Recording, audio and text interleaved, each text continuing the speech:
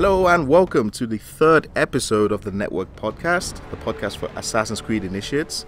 I'm Andy, aka EscoBlades, your host, and unfortunately we couldn't be joined by Stephen, aka Sixtini. He's on a secret mission for Assassin's Creed Initiates, but we do have recurring guest host and comdev for Assassin's Creed, senior comdev for Assassin's Creed, Gabe Graziani. Hey there, assassins! I have big shoes to fill with Stephen being gone. I don't know if I can handle this. I'm sure you'll be all right. I mean, the last podcast I did say you had the best beard in the business, so you know. It's certainly the most unruly beard at this point. Although it's not big.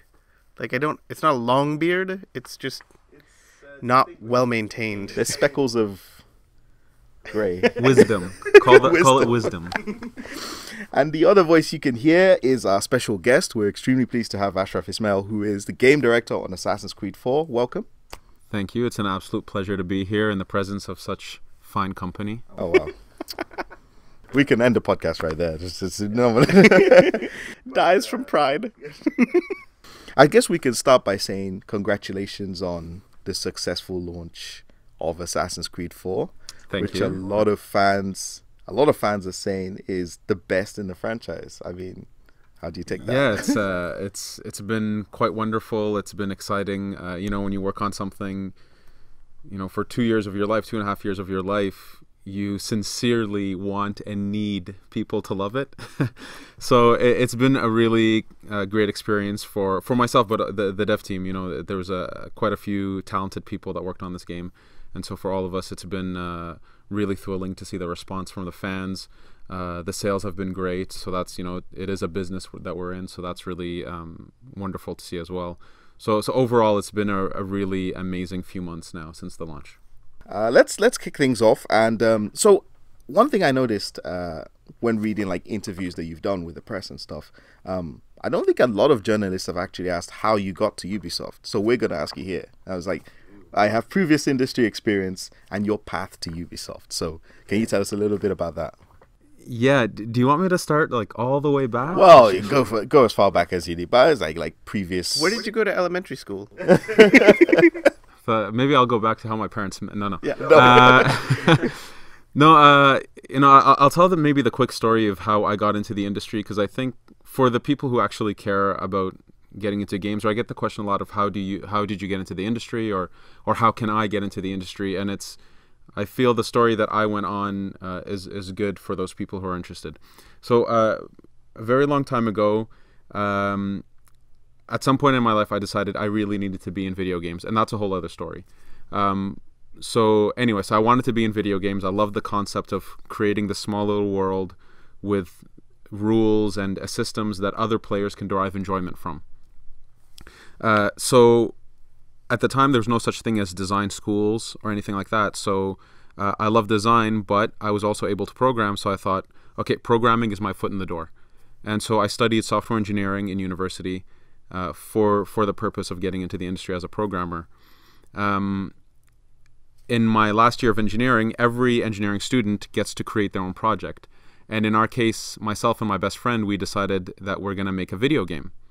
And so for our fourth year, we pretty much spent 8 months, 7 days a week, completely dedicated to making a small game. It was called Checkmate.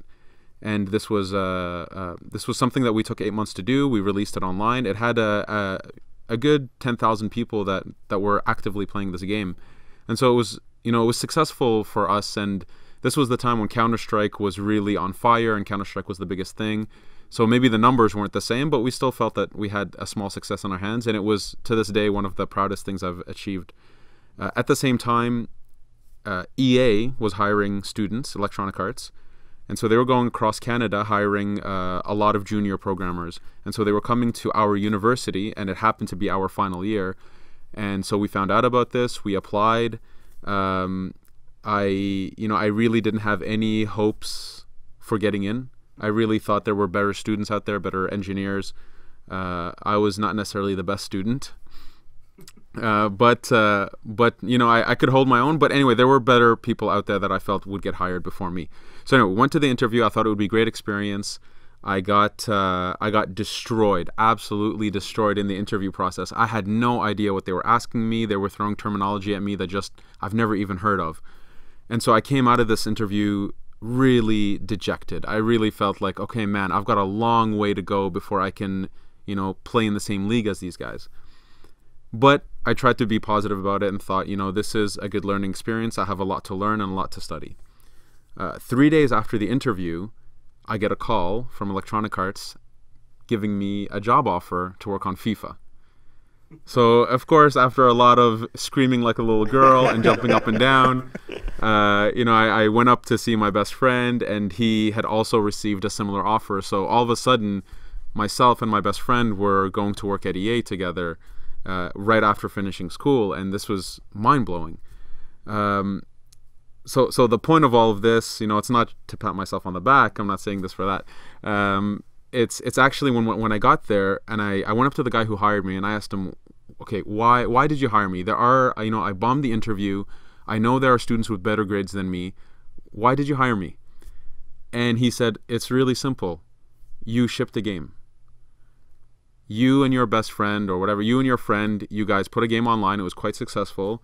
And to be able to see that you took an idea that was just thin air and to create something physical out of it and something even better that was somewhat successful, shows dedication, shows a passion, shows a work ethic.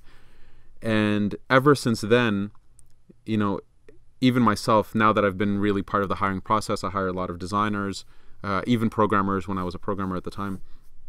I tell people, if you make a game on your own, the value this has is phenomenal. It's really incredible. I will definitely. I remember once I had two guys who pretty much had the exact same education, exact same profile. They even sort of looked the same. So they were really two the same dudes. One of them had made a small Flash game on his own, just because he loved the industry and he wanted to kind of prove out some concepts and everything. It wasn't even a competition. It was that guy was getting the job between the two. And so I tell this to everybody: if you want to get in the industry, the best thing you could do, education is super important, but at some point in your life, make a video game or make a game, a card game, a board game. Take an idea that's just thin air, intangible, and make something concrete out of it. This shows so much. This shows a lot. Anyway, so that's how I got in the industry. Now, at that point, I was a programmer on FIFA, and I was doing that for quite a few years. I released a few FIFAs as a AI programmer. But my passion was always design, and I made that very clear to my bosses and leads that if the opportunity should ever arise, that I would love a chance at it. And then after about 3.5 years, an opportunity did come. And so on games like Champions League and on Skate, I was playing more of a design role. And then eventually after that, worked on a few projects as a designer. For personal reasons, I moved to Montreal. I needed to move to Montreal back from Vancouver. And I worked at a small company called A2M at the time. I did that for about a year, helping ship wet. And then at that point, I kind of, working for a huge company like EA, there's a lot of perks. Like you really have financial support. You have huge testing teams, stuff like this. I kind of missed that aspect. This was something that was missing at A2M. So the opportunity to work at Ubisoft had just come up. I heard that they were looking for a designer on a Prince of Persia game. And so I went for the opportunity, and the interview went really well, and I got hired in as that. And so I've been at Ubi for about 5 years now. Eventually went from the Prince of Persia franchise to Assassin's Creed, and AC4 being my first real AC game. So that's a very, very long-winded answer to your question. I apologize for that. No, it's great because, again, like I said, I'm guessing a lot of fans don't really know that progression and how you got in, but especially the story you told about how you got in the industry to start with. And it's something that I know Gabe has mentioned on a few occasions, and I have done too with certain fans. It is what you said. It's like, take something, that idea you've got, and make something physical out of it, because there's so many transferable skills that you can get from that, and can apply anywhere, even if you don't end up staying in the games industry. This is it's project planning, it's delegating the division of labor and stuff like that. So that was really enlightening. And so there you go, you just got some knowledge dropped on you. There you go. Well, that's just it. And we have like a set list of questions, but I want to deviate just a little bit because something that you mentioned was really interesting to me. And I'm really curious, and I think that our listeners will probably be curious as well, because a lot of people are not familiar with the inner workings of the game industry itself. And you hear all of these different titles like that are sort of like you hear like somebody's an associate producer, you hear that somebody is in charge of 3D modeling, or a texture artist, or environmental artist. You mentioned that you went from programmer to game design. What was the fundamental shift between those two roles? In terms of what happened in my career in the switch, or in terms of just the skill sets required for basically the skill sets required. So like I think the idea is that when people approach a job in the game industry, they think that they're going to come in and they're going to make games, but they're not really sure what exactly, and there's so many different roles you can have. Exactly. Yeah. In terms of programming, education is super important. I mean, if you take computer science or software engineering, something like this, you're going to be fairly well set up to get into the industry as a programmer, because programming is really a transferable skill across many different industries. Each industry has its specifics, of course, but at the end of the day, programming is a very abstract concept, and so programming is very specific. Art is the same thing. Art, you could be working in television or movies or many other industries and still transfer those abilities. Game design is really unique. Design, from even in an architectural term or any form of design, it's abstract in its nature.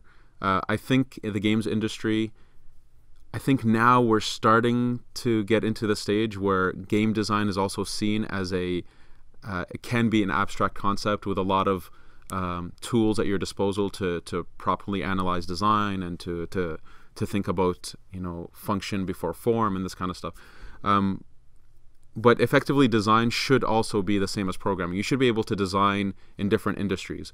And actually, some of the best designers I've worked with here, maybe have one guy had an industrial design background, so he actually literally worked on designing boxes for a living, and then at some point decided, I could do the same things, but in video games, and he can still use his knowledge and abilities, and he is one of the hands down best designers I've ever worked with.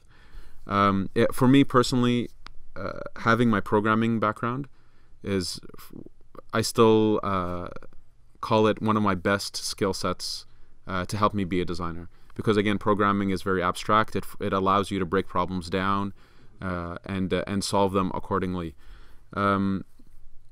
So I would say if people are interested in game design, now there's starting to become schools out there that specify in this, and that's a cool thing. I never went through that personally, so I think the students I've met that have come out of these programs, there's some really great designers that have come out of it.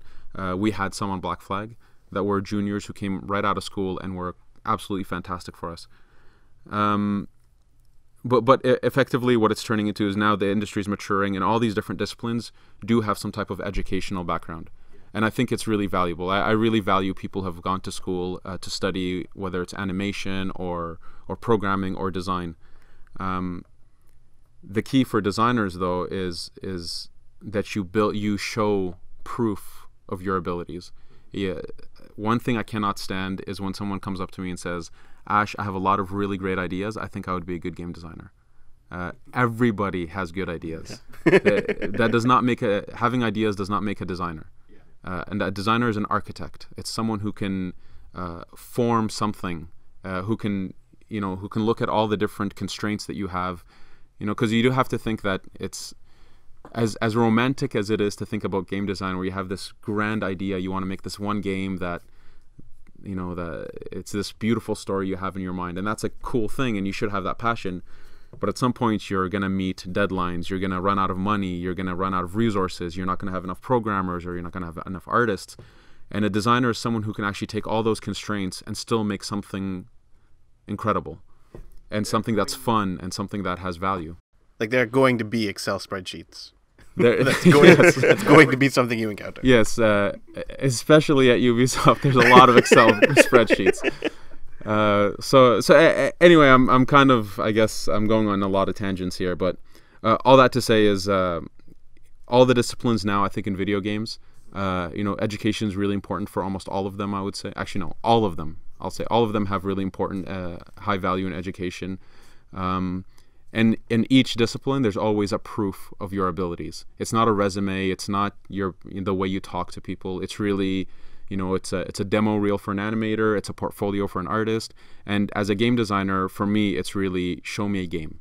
Show me a proof of your abilities of taking this thin air idea and creating something concrete. You don't need to be a programmer. It could be a board game. It could be a card game, whatever it may be. But show me that you've taken a thin air concept and made something solid out of it. Cool. And actually, I didn't realize it, but my next question, the originally scheduled question, actually builds off of that. So we're curious about the role of game director, right? So you go from the progression is at least in your case, was from programmer to game designer, but now you're a game director. How does that differ? So at Ubisoft, and maybe specifically for me, game director really it's in line of design.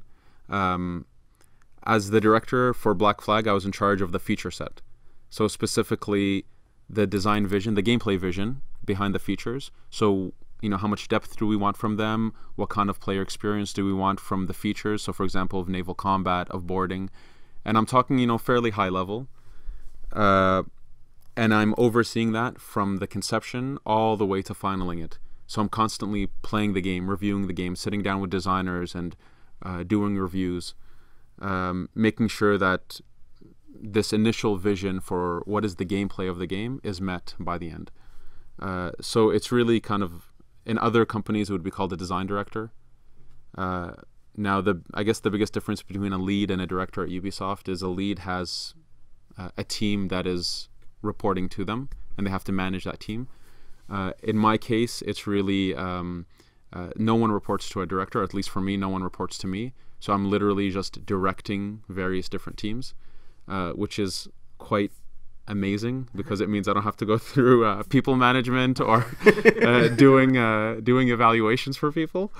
No, so it's really, my role is really focused on the game and the features of the game from a game design sense. So people just bring you basically different features of a game and they're like, here, play this. Is it fun? And it's your job to tell them what would make it better. At some point in production, yes, that's what it is. But at the beginning, it's really about setting those objectives. Like, for example, what do we want out of the boarding system? What do we want out of naval? The whole progression of the Jackdaw, it was really defining how many, even things like how many hours do we want people to experience on land versus in the ocean in the story or in the general experience of the game. It's setting these types of guidelines and trying to make sure that the team is designing towards those aspirations, if you will. And also making sure that those features fit well into the story, fit well in the level design.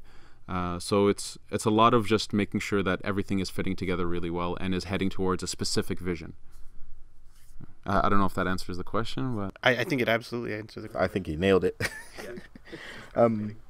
Okay, so you talked earlier about how you got into Ubisoft and you'd worked at EA previously and on FIFA of all things, which is like one of their biggest franchises. And we kind of wanted to ask what previous games or gameplay experiences that you've experienced sort of helped you make decisions on AC4's development. I mean, if you want to go in depth, or maybe you just want to scratch the surface on that one, because I mean, it's like you've said, there's a lot of gameplay systems, and there's a lot of features. Were there any particular games that maybe you played or like experiences that you'd had that helped influence some of the decisions? Yeah, for sure.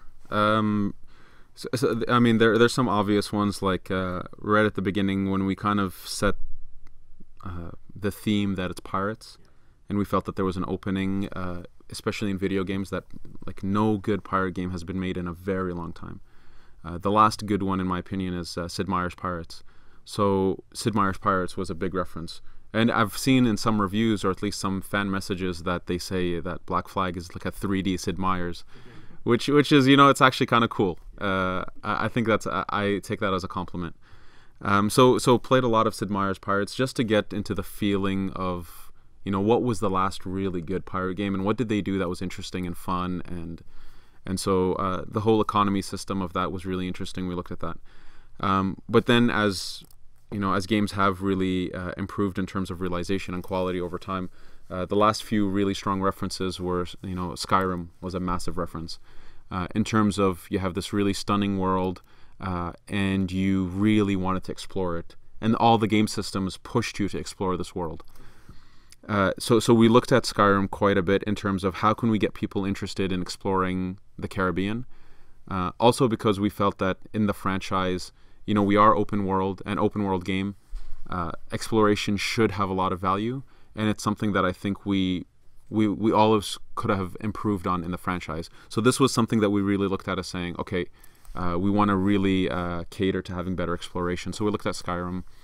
Another game that I love calling this as a reference because I think it surprises people, but to me it's one of the greatest games of all time. It was Mario 64.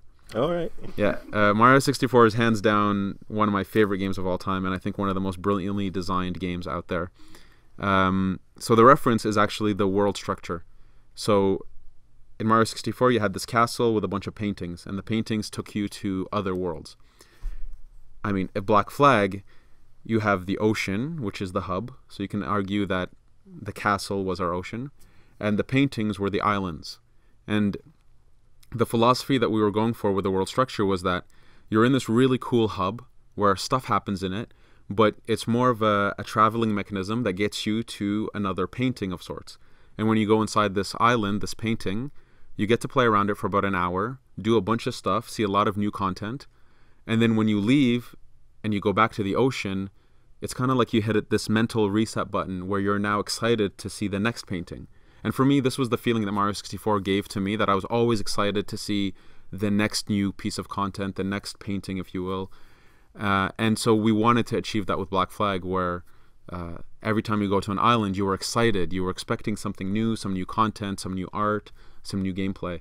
And so that was actually the reference, was Mario 64 in terms of world structure. I'm being super abstract. I mean, the realization of it was really different, of course. But that was a really cool reference. Of course, Wind Waker, another Nintendo game, in terms of sailing and in terms of how the mechanics worked. The learning lesson from Zelda was, at some point, I loved the game, but at some point I felt that the sailing got a little bit tired or a little bit boring. So we were really looking at that and trying to understand what are the distances that were comfortable, what is the speed of the ship versus the distance between two locations, stuff like that. So Zelda was a great reference in terms of just trying to study, this kind of really open naval world. I would say those were the biggest references for us. Skyrim, of course, being the newest one, but Skyrim was, I put a crazy amount of hours into Skyrim. I love that game, and I'm happy to say that it was a reference for us. Yeah, I think both Gabe and myself, Skyrim heads. Yeah, soaked up a lot of hours. Yeah, my Raptor is actually lying about the number of hours I spent on Skyrim because I unplugged my my Xbox Live. Wow. It's embarrassing. It's embarrassing the amount of time I spent in Skyrim. Actually, just to why not toot our own horn, I'll say Far Cry 3 was also a big reference. And people will, it's obvious when people look at the hunting system and the crafting system. They took towers from us. I'm not trying saying that we took the hunting and the crafting from them. They're our sister team, and we were really proud of what they achieved. So we looked at Far Cry 3 quite a bit as well. And I think people can easily see references between the two games. Yeah, I think to give some praise, not that you need it, but the one thing I noticed when playing Black Flag was the major islands all seem to have their own unique, I wouldn't even say flavor. They all had their unique atmosphere. So Nassau wasn't the same as Kingston, and it wasn't the same as, it's like each had its own kind of besides hustle and bustle, it just felt different. It's like you'd go there and it wasn't quite the same, and there's subtleties in the level design that make them all feel different. But I completely. From the beginning, as soon as we had all these different locations in mind, both from an artistic standpoint and from a level design standpoint, there was a lot of effort put into making sure they felt different. And again, really saying that, like, okay, in Nassau it's going to be more about angles, and it's more about like multiple layers of housing, and you're constantly going up and down. Where Kingston was, the buildings were just generally much bigger, the streets were wider, but it was a nice mix of vegetation and buildings. And so both on an artistic level and level design level, there was a lot of effort put into making sure each place had its own unique feeling and flavors. So, on a rather light note, do you have any anecdotes from the development process that you can think of, like any silly moments the team shared? any silly moments? Oh boy. Okay, let me try to think. Okay, let's come back to that. I'm gonna let that run in the back of my head, and I'll. It's interesting to me too, because like I've been on this brand for a little while, and I've worked with a lot of different Assassin's Creed teams. And while every time we have familiar faces that have worked on Assassin's Creed before, like this team was pretty new. Yeah. It seemed like to me, like so even though you guys have been working on it for a long time, I wasn't super familiar with all the members of the Black Flag team. I mean, not in the same way that I was, familiar with the Brotherhood team that was in the Revelations team. So it was interesting to me to see how the cultures of the teams are different, right? Because the Black Flag team, it was like had a different feeling on the floor than the AC3 team, and it's funny to me too, because I only get to spend like a limited amount of time with these teams. By the time I come in, the teams have been working together for And Gabe, we cherish this time that we get with you. So you're such a charmer. I am. Yeah. But yeah, so it was interesting to me to see the way the teams are different, and to see the level of commitment of the Black Flag team. I think was beyond anything that I'd seen before. Oh, thank you. I mean, that's wonderful to hear, because we were there was a lot of new people on the team who haven't worked on AC before, and I think that was an objective from the company to try to bring something fresh into the franchise. We do release a game every year. Having said that, we don't work on those games only 1 year. I mean, it's multiple teams that are working overlapping each other. But because of that, we also need to make sure that it's our job to bring freshness and to excite people with a new setting, with the hero, with the mechanics, with the narrative. And so there were so many new people on Black Flag. I think we were all thrilled to be part of the franchise, because we all love Assassin's Creed. But at the same time, we also felt that we have something to prove, for ourselves. So we were new. We needed to do something interesting. We also had this really crazy thematic in our hands, which was pirates, and there hasn't been justice done to this theme in video games in quite some time. So it really felt like everything was there for us to do something great, but we needed to prove ourselves. So I think everybody was quite excited. The team is incredibly talented. I still say to this day, it's one of the proudest things I've been able to achieve in my career, is to be part of that team and to work on this game. And to this day, I always say, the stars aligned on that game. Everybody was talented. Everybody got along. The only ego we had was to make a great game and to prove ourselves. So that was quite thrilling. An anecdote about the team, now I got one in mind, is I don't think I've ever seen a dev team with so many bearded men. I don't know if it was the pirate theme specifically, but there were so many beards on the floor, and we even had a couple guys who just committed to not shaving until the game was shipped, which was quite cool. So that's a little active. No, we had a lot of fun making this game, and I always say when a dev team really enjoys making a game, you can feel it, you can see it in the game. There's like a je ne sais quoi about the quality. See, we're in Quebec, so I'm going to use my French. That's there's this quality that really shows up in the game itself, and I believe, I hope that people see it when they play Black Flag, that this team, we weren't doing a job. We were committing to a passion, committing to a love for the franchise, for the theme, for our fans, because like AC has some of the greatest fans out there, and we have a huge fan base, and it's to give them something that is thrilling and exciting And even listening to criticisms from previous games, this was something that we took very seriously and we dedicated ourselves to. And, I think it paid off. I like to believe that what I've seen from the fans, what I've seen from critics says that, we did a good job on that. And that's an incredibly gratifying feeling. No, I think we're definitely hearing it from fans and critics alike. And what's interesting to me, too, though, is that we hear it from the team itself.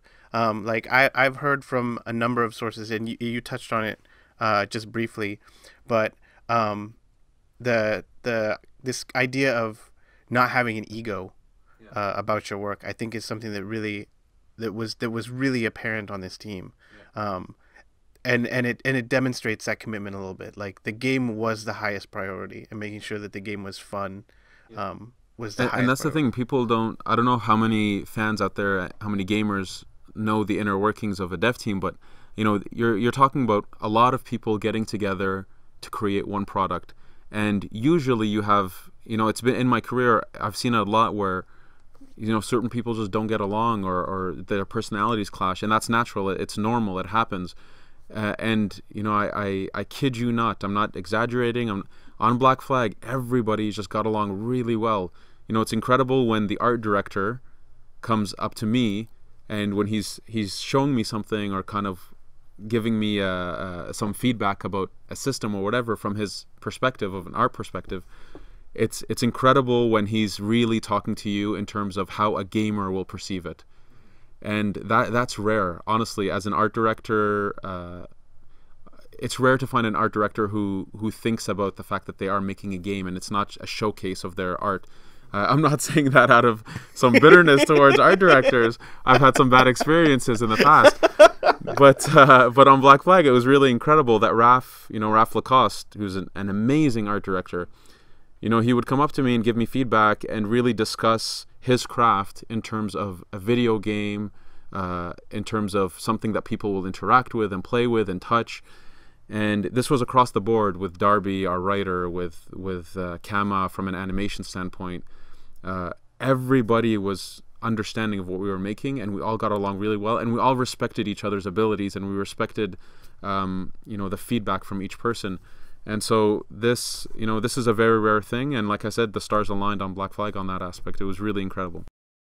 Yeah, I can definitely say. Am I gushing enough about it? No, feel free. No, even for myself, who came in, I joined Ubisoft. Got to Ubisoft Montreal at the tail end of the fact you guys had shipped by the time I got here.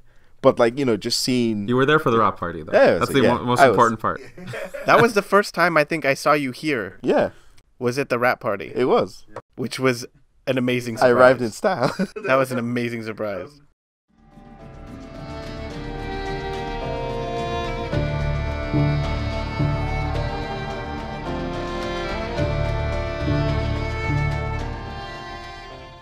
But I've been able to witness this. I've been able to see the way you guys, as a team, or at least members of the team, interact, and it's like you guys get on. It's not just a thing that we say. It's like this team actually gets on. So it's no surprise that Black Flag turned out the way it was, because one thing that a lot of fans tell us on Initiates is that it seems like there was a lot of love poured into Black Flag, and I was like, well, there you go.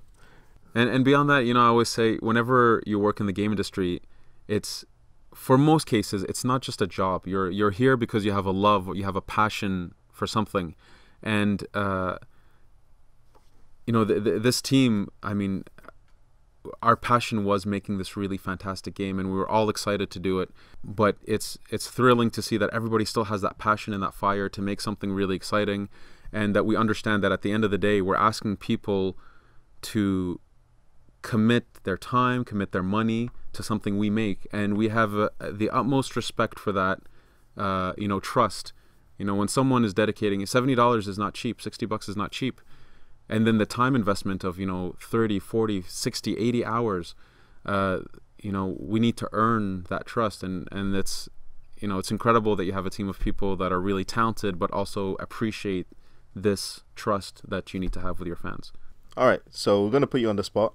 And ask, what do you have a favorite character from Black Flag? Favorite character? Yeah. oh man, it's hard not to say Edward, right? I mean, my knee-jerk reaction is to say Edward. I absolutely loved Edward. In the creation of Edward, in the organic growth of the character, as from when we started all the way till the end.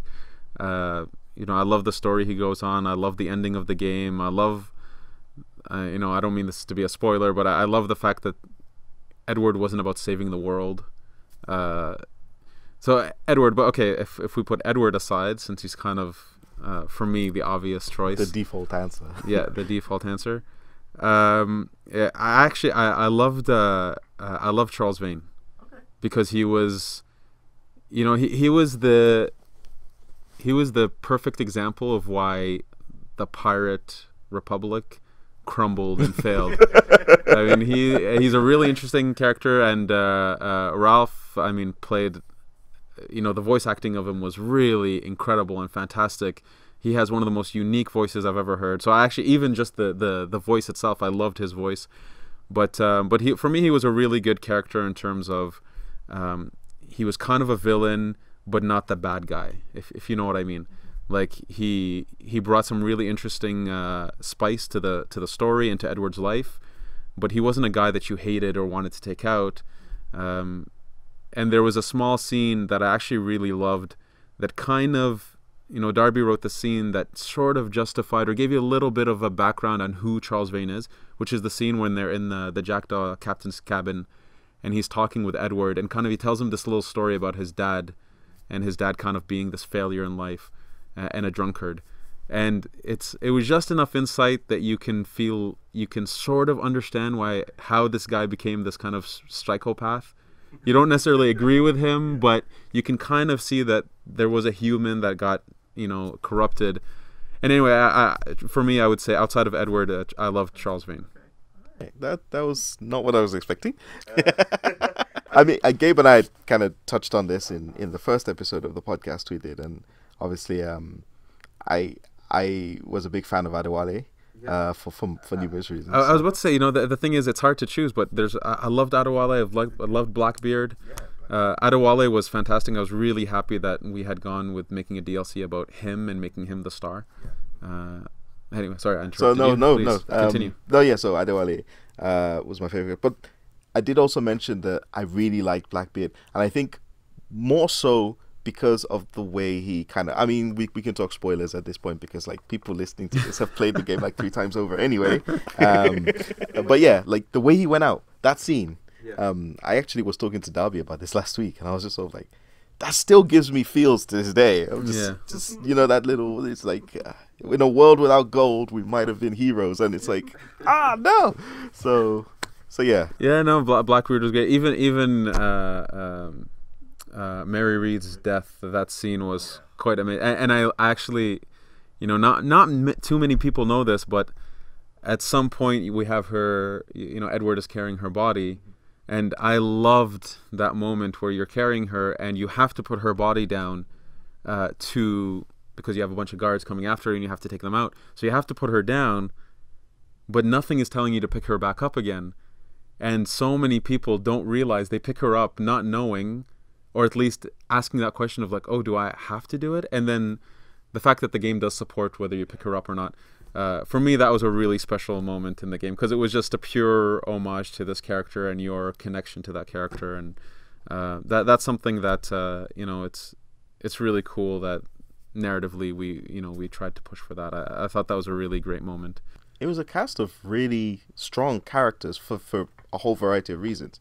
But did you expect, because I mean, one thing that I've noticed, and I'm sure Gabe probably said the same thing, is that like the characters like Mary Reed, for instance, did you expect her to really come forward as like a fan favorite? Because like quite a lot of fans really like Mary Reed. Yeah, I mean, at a certain point, it's hard to judge who's going to be really popular, and but the thing is, we had such a, you know, the cast was really rich in terms of the visuals of what they look like, in terms of the writing. They all had really interesting personalities, and the actors who played their roles did a fantastic job.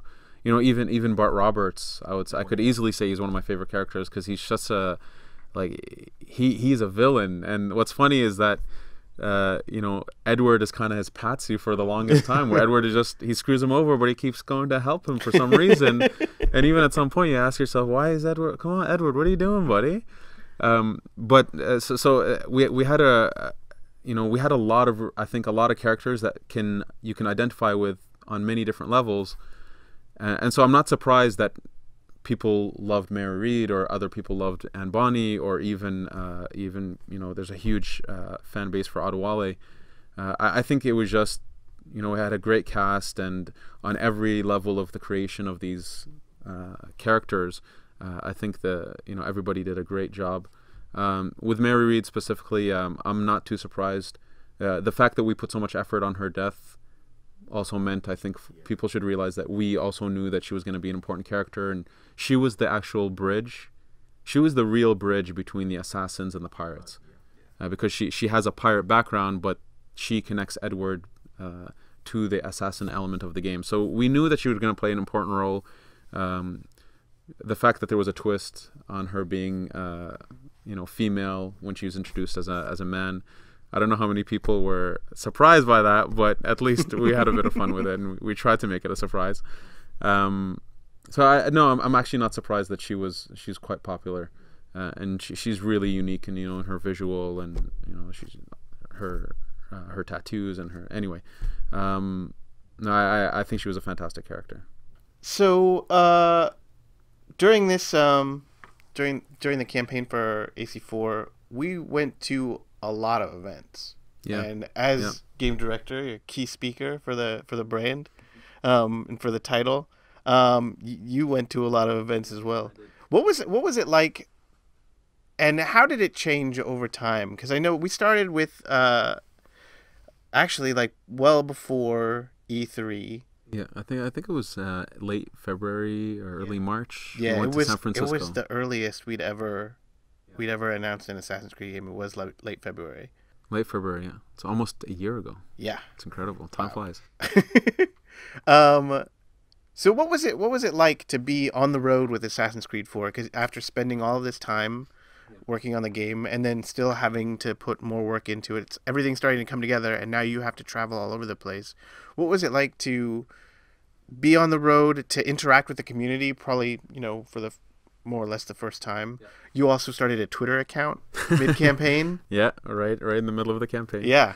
What was all that stuff like? I really enjoyed the experience. Overall, it was a great experience. It was a little bit tough trying to balance doing the traveling and doing the marketing aspect, but at the same time, I still have my responsibilities at work, and I needed to commit to those responsibilities. As I said, as the game director, I'm responsible from the conception all the way to final. So it was a little bit tough on my time personally. But having said that, it's not often. You're in the office plugging away at the game for X amount of time, for say 2 years, and then all of a sudden in the last 4 or 5 months, all of a sudden you're starting the marketing wheel is starting to turn, and you're starting to travel. So it's a nice change of pace, honestly. And then on top of that, you're meeting fans, you're meeting media, and you're talking about this thing that you've been working on for 2 years. It's a lot of fun. And especially those early days when we were finally just kind of trickling out the details of the game, and who is Edward, and what are the mechanics of this game, and what is the story. That stuff is all really thrilling. And then, of course, at some point around PAX, when we got to actually let people play the game, that was a new step. That was also really thrilling. Now, it's not just me saying stuff, and for all people know, I could be just, making stuff up. I can say that in a more visual term, but I won't do that. I could be just making stuff up and doing marketing speech and all this, but it was super thrilling around PAX time that now people got to play the game, and I could see their reactions, and I could see that all of a sudden those promises we were making, they weren't just full of hot air. It was we committed to something, and we're really proud of that fact. So that transition was nice. In the end, it was starting to get tough because at some point I was literally leaving Montreal from one direction and coming back from the opposite direction because I just did a full tour around the world. Wow. That was tough in terms of physical and health. Very tough. I got really sick on that trip. again, the nice thing is that this only happens for a set amount of time, and then after that, when it was all said and done, the game launched. There was a little bit of excitement around the new gen consoles, so got to go to the launch events and again talk about Black Flag, which was exciting to show it off on next gen because it's absolutely stunning on next gen. It lasted long enough that I was starting to get sick of it, and I wanted to just be back in the office doing my job, and so it was a blast. I really enjoyed that experience. Working with you guys, working with the PR team, it's everybody was really again trying to make a fantastic game and trying to deliver to the fans something a really great experience. So I enjoyed it really from beginning to end, and especially meeting fans. It's something that I really love doing. It's why I started a Twitter account, to just be able to have people say stuff to me and being able to respond to them. And I've really tried to respond to people who talk to me. I'm sorry if I haven't, but I do try. But it's really because, again, I've said this before, these are the people that are dedicating time, dedicating money to something that we created, and that's incredibly gratifying. And I sincerely hope that we delivered something that was worthy of their trust.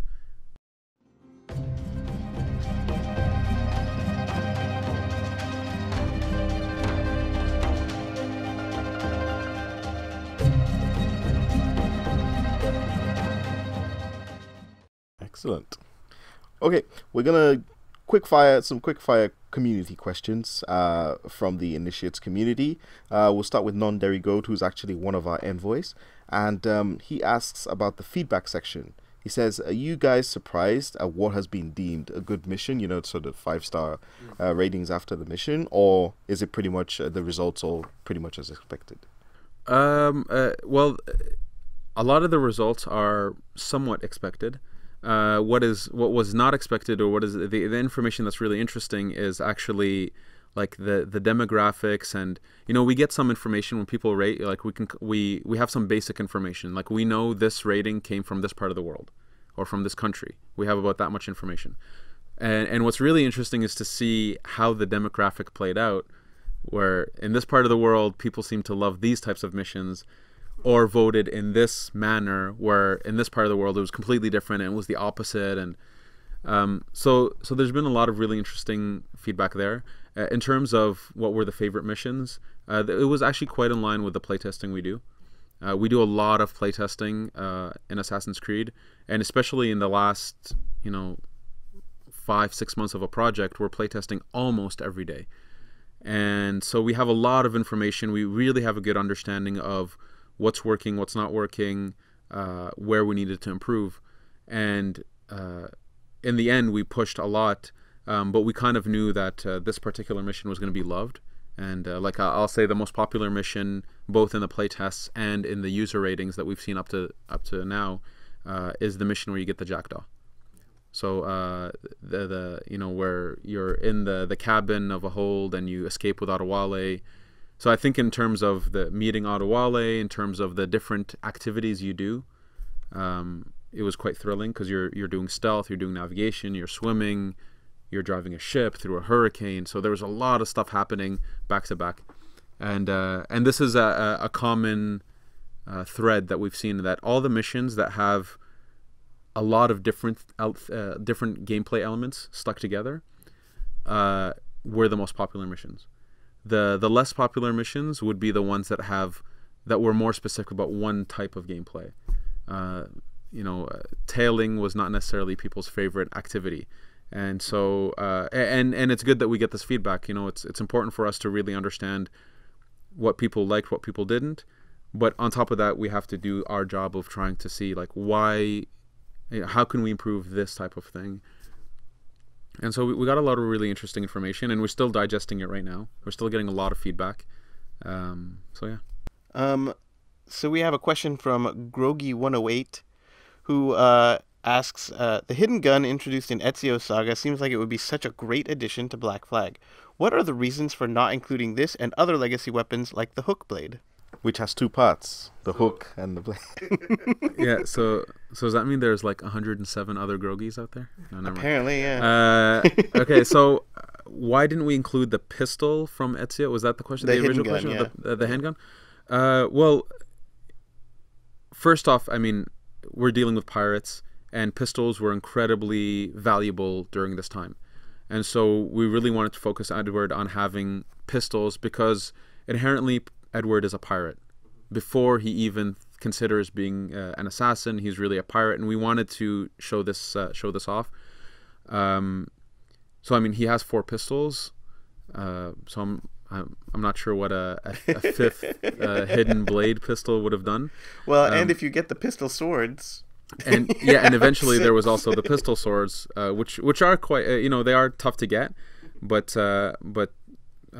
it was another pistol to get. So we didn't really think about the pistol hidden blade. The other aspect of it, to be honest, is that again, Edward kind of stumbles into the Assassin Templar feud. So it's not like he had someone in his back pocket that he can go to and ask for upgrades and to really focus on the hidden blade like Ezio had with Leonardo. So we did have pistols, and I actually think the way we handled pistols in Black Flag has been, for me, the most fun in terms of gameplay because it was about free aim shooting. It wasn't like a timing mechanism anymore. So it gave a bit more depth to that system. As for other things like hook blade and things like that, at some point we had to pick and choose what kind of tools we wanted our hero to have. And one of the things that surprised me actually, and this was feedback that we saw from fans and from critics, was that we actually had slightly less tools than traditional ACs, but this was appreciated because on our side, every tool needed to have a very unique purpose and function. And what we felt was, in the past, when there were multiple tools that all kind of vaguely did the same thing, well, they weren't good enough. And actually it added noise, I think, for a player because it wasn't quite clear which weapon I should use right now for this particular situation. So we actually specifically had less, purely for the purpose of making it more clear what each function was. And we actually thought it made for a better game, and we actually see this feedback coming back to us. For the hook blade, maybe we wanted to stay away from the hook references. I don't know. Oh yeah. Yeah, there we go. I hadn't even thought of that part. No, it was the game just wasn't built for that. Again, we had to choose where we wanted our efforts to be. We put so much effort into the boarding system, into the pistols of Edward, into the naval combat, into free rope swinging. So having the swing rope was kind of, we didn't feel we had a need for the hook blade, for another weapon like the hook blade, or another tool, I should say, like the hook blade. It just was, it didn't seem to fit for us. Yeah. We have a question from Ozak Piper, who wants to know if you feel how you feel the critical response to Black Flag, for instance, has influenced storytelling and narrative in the franchise. Specifically, he'd like to know if you feel like the writers on Assassin's Creed have to accommodate for gameplay elements. So do they write to the game, or does the game influence the narrative? So AC is a narrative-driven game. And as such, we include the writer right at the beginning of the game. So Darby on Black Flag was there from the beginning, and it's not really it's kind of a chicken and egg kind of scenario where the two feed each other. Darby might have some ideas for the story. He'll bounce those off people. He'll talk to me. He'll talk to Jean Guédon. He'll talk to Mustafa, who's our director of mission and level design. And so it's an organic process. We start developing mechanics. We make sure Darby knows about it so he can make sure that he can integrate them well into the story, and vice versa. Darby might have some great ideas about some event or some action, and then he'll tell us that, and we'll think, okay, there might be a mechanic that comes from that. So it's very organic, and it goes hand in hand. And one of the best like summation of these two things coming together, I would say, is the character of Edward himself. One of the things early on that we were trying to solve is that when you have a very strong narrative, when you have a linear game like AC, you're really kind of telling a story of someone to a player. You're telling them, here's Edward's story, here's what we went through, here's the events and people he met. And there's really no room for the player to express themselves within the story. I mean, you're not really choosing who to side with, you're not choosing Blackbeard over Hornigold or anything. You're really going through the story we're giving you. On the other side, we have an open world game.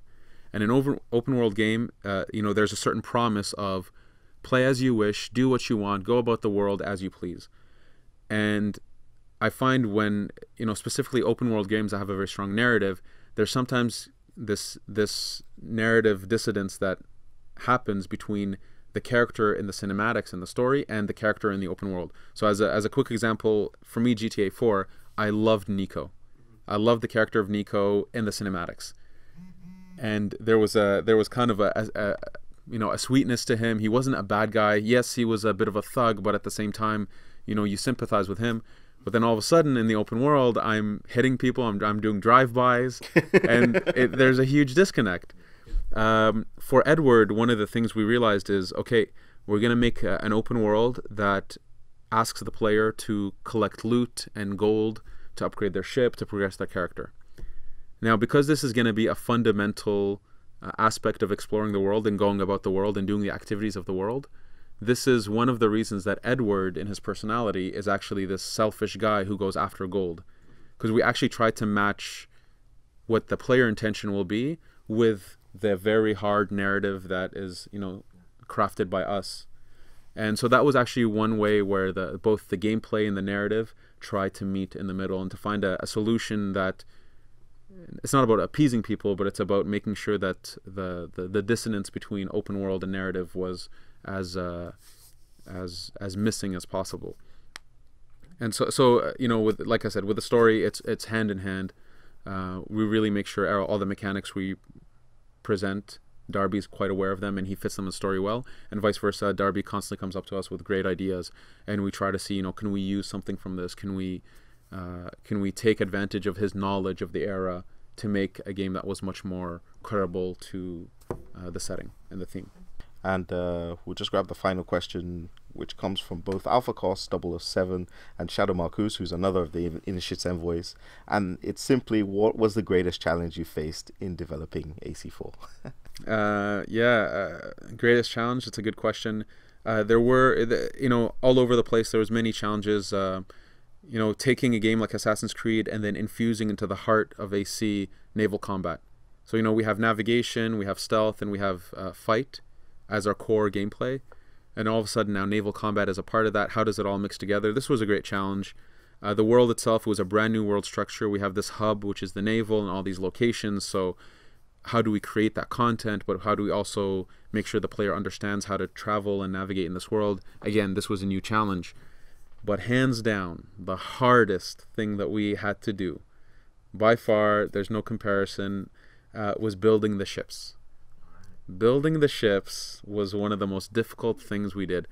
And, players will never, now that I'm saying it, maybe they'll look at it in a different light.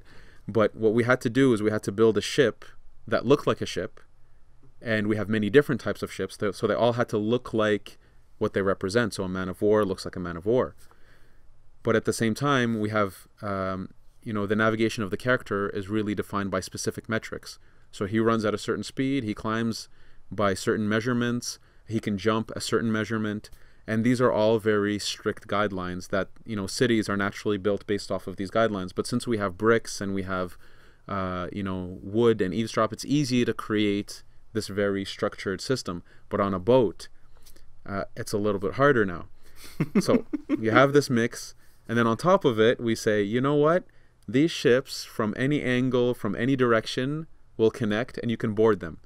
So how do you make sure that the Jackdaw can board a man of war and still have all the metrics match?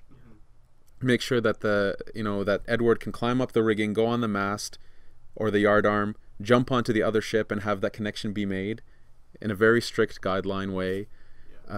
It was an incredible nightmare, and it took at least a year and a half of effort to build the ships and to make sure that they fit the metrics, and that they make sure when the boarding happens that it happens seamlessly and nicely, and that the character can transition from one ship to another with no problems. The AI, having the AI be able to jump from... This was an incredible undertaking. I'm super proud of the results, and the people who worked on it should be really proud of themselves, because they, you know, at the end of the day, I don't think anybody even notices or pays attention. It just looks like a bunch of pirate ships and naval ships, and you're doing boarding, and it's cool, and you can jump, and you can have fun, and you can shoot your guns, and you can rope swing, and that's all good. But the mountain that was climbed to achieve this was really incredible and immense, and it's you know, I pat the people on the back who, you know, all the technical directors, the artists, the designers that worked on this. I won't take credit for it. I didn't do it. Other people much smarter than me did. And it was a real success in the game, because I think to this day no one will be able to see that besides me now letting people know that yes, we did that. But it was definitely the hardest thing we had to do was the ships. We do have a trailer, actually, I think, that we had released, or a behind the scenes that we had released, that has some like wireframe imagery of the two ships coming together, and it shows the underlying nav mesh, right? Oh, like, yeah. And that was, I remember when I saw that, I was just like, wait, okay, how did they do that? Because you talk about in the video how challenging it was, and I had not even thought of it. Yeah, but I mean, and even besides that, I mean, you have these two very big bodies, two ships, that are coming together on an ocean that is dynamic and that's moving up and down, and it's not flat. Even that was a challenge, trying to make sure that the AI knows how to use that properly, how to jump across the ships. Every single aspect of building those ships and creating the boarding was an insane challenge. And again, it's kudos and hats off to the people who did it, because it was definitely one of the most challenging developments I've ever seen in any game I've ever worked on. And totally invisible to people. And that's the thing. Just like as, honestly, just as UI should be, just as feedback should be. I mean, it's best when someone is so encompassed by the experience and so immersed in that experience that they're not even able to comprehend, you know, the behind the scenes effort that's taking place. To me, that's magic. When you can achieve that, it's really something special. And this was an incredibly difficult challenge, but the team stood up to the task. And you know, Singapore was a part of this. Singapore, a lot of the art for the ships was built there. The construction of the ships was done there in conjunction with our designers and technical guys and programmers.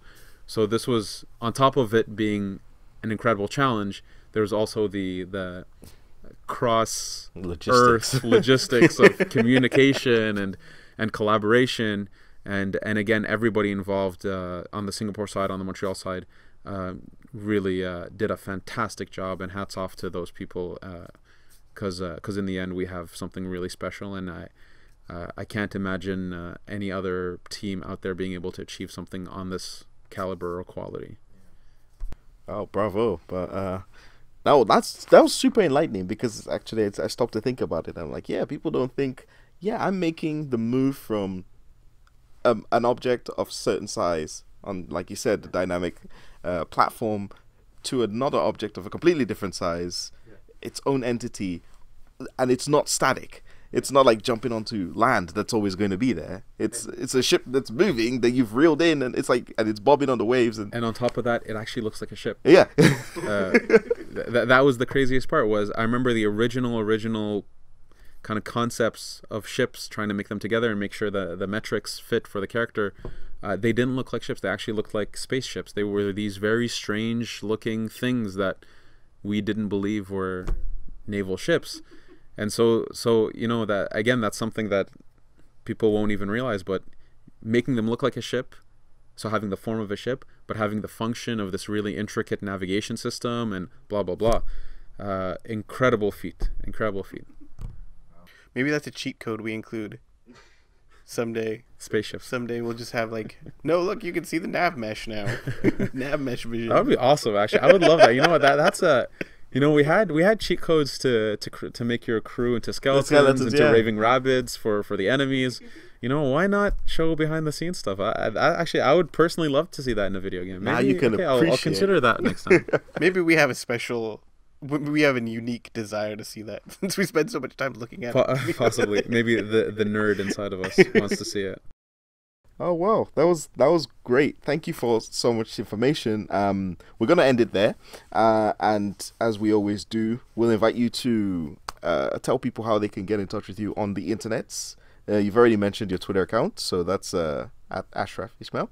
It's Ashraf A Ismail. Okay. Yeah, at Ashraf A Ismail. Yeah. So you can follow him on Twitter. Are you anywhere else that you want people to know of, or is it No, just the let- Twitter? just- Just the just Twitter. Twitter.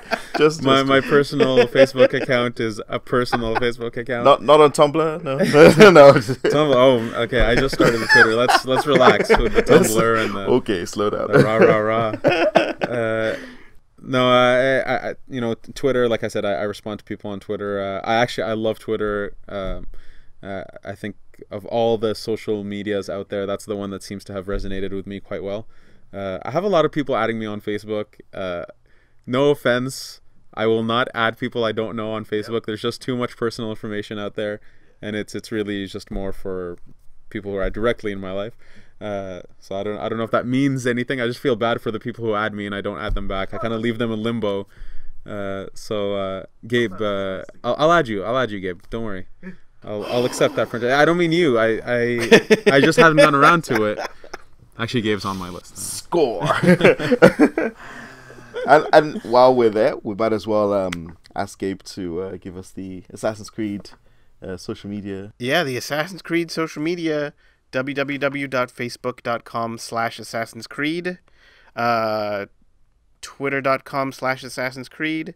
We're on Instagram as Assassin's Creed. We are, we have a subreddit /r/Assassin's Creed. What else do we have? We have a Tumblr. We have a Tumblr, assassinscreed.tumblr.com. Well, I'm missing something. Google Plus. Yeah, you just search for Assassin's Creed on Google Plus and you'll find it, because I think actually it's like it has a weird URL. I don't think we have a vanity URL for our Assassin's Creed page on Google Plus. But yeah. And on our side, we're acinitiates.com. And the AC Initiates YouTube channel is youtube.com/AC Initiates. That's pretty easy. SoundCloud as well is also soundcloud.com/AC Initiates. And it's probably a good time to mention that not only will the podcast go up on YouTube with a fancy video, which some of you have expressed that you really like, but we'll also make the MP3 available on SoundCloud as well. We are working on an iTunes solution, so please stick with us. That will be coming soon. And for those of you who like RSS, you can pull that from SoundCloud. It's very easy, and so you'll be updated whenever the podcasts go up. And on that note, we're going to sign off. Thank you again, Ash, for joining us. It's been a pleasure. It's been an absolute pleasure to be here and to find such wonderful gentlemen. Oh, thank you. Can we be in the game now? I don't know. What is he buttering us up for? Like, I don't understand. No, because well, you're the direct access to the community. I mean, at some point, I'm going through you. They're going through you, and that's true. That's true. true. And besides that, I generally appreciate you two as wonderful human beings. Thank you. Because you are. That's really nice. That's really nice of you. Such a class act, right? I know, right? Such a class act. We should have him on the podcast every time. Yeah. Well, you see now why we're like, oh, maybe should we have Ash on the podcast? Yes, definitely have Ash on the podcast. Does he need any media training? Nope. He's ready to go. Knows exactly what should to he have a script, or give him some, like, maybe we should give him a look at the questions first? Nope. He's fine. Yeah, no, for the record, I don't look at predefined questions or have any form of training. I'm sure my PR team is sometimes not happy with me, but that's okay because I think honesty is a virtue. No, it was unanimous when we mentioned it internally. Everyone was like, thumbs up. That's so, that's yeah. good. So thank you again, and we're going to sign off. Take care, stay vigilant, and thanks for listening. And bye for now.